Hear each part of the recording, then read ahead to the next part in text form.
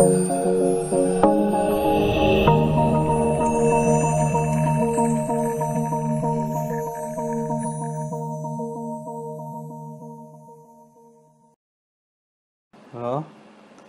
bertemu lagi bersama saya di mata kuliah keamanan jaringan.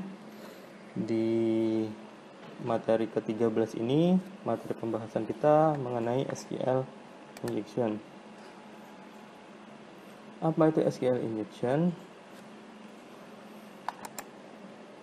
Nah, kalau kita lihat dari deskripsi di sini, SQL injection adalah kegiatan yang menyisipkan perintah SQL kepada suatu statement SQL yang ada pada aplikasi yang sedang berjalan. Nah, biasanya kegiatan SQL injection ini dilakukan dengan memasukkan sintak SQL di website tertentu yang tujuannya adalah untuk mendapatkan informasi secara ilegal. Dengan kata lain, SQL injection ini teknik eksploitasi yang digunakan pada aplikasi berbasis web atau website yang di dalamnya terdapat database untuk penyimpanan data. Mengapa SQL injection ini dapat terjadi?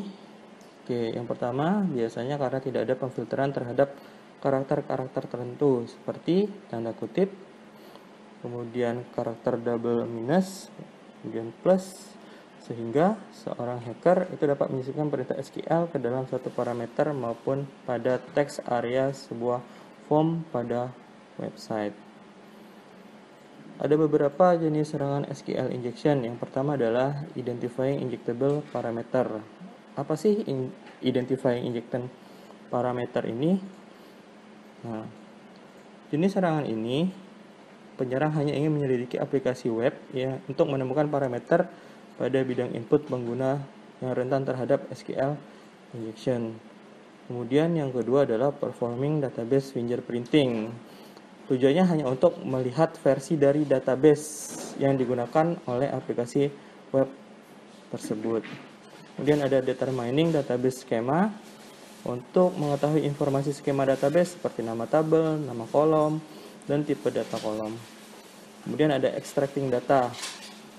Nah, inilah biasanya yang digunakan oleh para hacker untuk mendapatkan data di dalam database dengan query-query tertentu.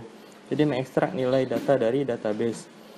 Kemudian ada lagi adding or modifying data. Tujuannya adalah untuk merubah isi dari database. Jadi mengubah informasi yang tersimpan di dalam database. Selanjutnya ada performing denial of service. Dari namanya kita sudah tahu denial of service ini berarti ini membuat sebuah halaman web itu tidak bisa bekerja. Jadi serangan ini dilakukan untuk menutup database dari aplikasi web sehingga pengguna layanan tersebut tidak bisa mengakses web tersebut. Kemudian ada evading detection. Evading detection ini apa? Ini kategori yang mengacu pada teknik serangan tertentu yang digunakan untuk menghindari audit dan deteksi oleh mekanisme sistem perlindungan. Nah, untuk Havit sendiri di versi 1.7 Pro ini sudah ada fitur tambahan ya untuk menghindari sistem IDS. Kemudian sudah support untuk HTTPS juga. Kemudian yang ke-8 bypass authentication. Nah, bypass authentication ini tujuannya adalah untuk memungkinkan si hacker ini untuk masuk ke dalam database tanpa perlu memasukkan username sama password atau tanpa perlu adanya autentikasi. Kemudian executing remote command. Jadi tujuan dari executing remote command ini mencoba untuk menjalankan perintah yang sesuai dengan kebutuhan dari si hacker pada database. Kemudian performing privilege escalation. Serangan ini memanfaatkan kesalahan implementasi atau kekurangan logis dari database untuk meningkatkan hak istimewa dari penyerang. Jadi bisa saja dia mendaftarkan user baru, kemudian hak aksesnya itu sama seperti hak akses admin, sehingga dia bisa melakukan semua perubahan terhadap database tersebut. Nah, bagaimana implementasi dari SQL injection? Ini langkah-langkah untuk melakukan SQL injection. Jadi ini juga kalian bisa coba terhadap website-website tertentu untuk mencari website yang bisa di SQL injection. Itu ada beberapa caranya, biasanya menggunakan in URL di Google. Yang pertama adalah tes vulnerability. Nah, dengan cara menambahkan tanda petik tunggal di akhir dari URL, atau bisa juga menambahkan double minus atau double minus ditambahkan plus pada akhir URL. Misalnya setelah .php kemudian tanda tanya ID sama dengan 1. Nah, kalian bisa tambahkan tanda petik 1 untuk melihat apakah setelah ditambahkan tanda petik itu ada error. Jika tidak, maka harus dicari lagi, misalnya ID 2, ID 3, dan seterusnya sampai ketemu adanya error. Kemudian yang kedua, menentukan jumlah kolom. Nah, untuk menentukan jumlah kolom di sebuah database, ini harus ditambahkan order by. Jadi misalnya setelah ID tadi, misalnya ID 2 order by, misalnya 1 double minus kemudian plus. Ini juga harus dicari sampai adanya error. Kemudian mencari kolom yang vulnerable atau yang rentan. Nah, gunakan perintah union spasi all spasi select spasi 1, misalnya koma 2, koma 3, double minus, dan seterusnya berdasarkan jumlah kolom yang diketahui sebelumnya. Jadi pada bagian kedua tadi kita kan sudah order by, kolomnya berapa kita sudah tahu sampai adanya error. Misalnya kolom kelima error, berarti kita harus masukkan all selectnya itu sampai 5. Kemudian menentukan nama database.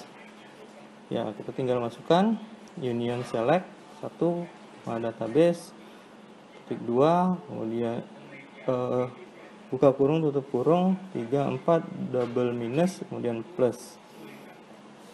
Sedangkan untuk mencari nama tabel, union select 1 table name, kemudian 3, 4 from information scheme tabel double minus plus. Kemudian untuk mencari nama kolom, ini caranya adalah union select 1 column name 34 from information scheme column where table skema sama dengan database, buka kurung tutup kurung double minus plus. Sedangkan untuk ekstraksi data, di sini menggunakan grup concat nama kolom from nama tabel. Nah, ini jika kalian melakukannya langsung dari address bar pada browser ketika kalian sedang mengakses sebuah halaman web. Nah, ada juga aplikasi yang sudah saya bilang tadi namanya Havage. Dia aplikasi yang memang dibuat tujuannya untuk melakukan SQL injection. Nah, untuk tampilannya sendiri itu kurang lebih seperti ini.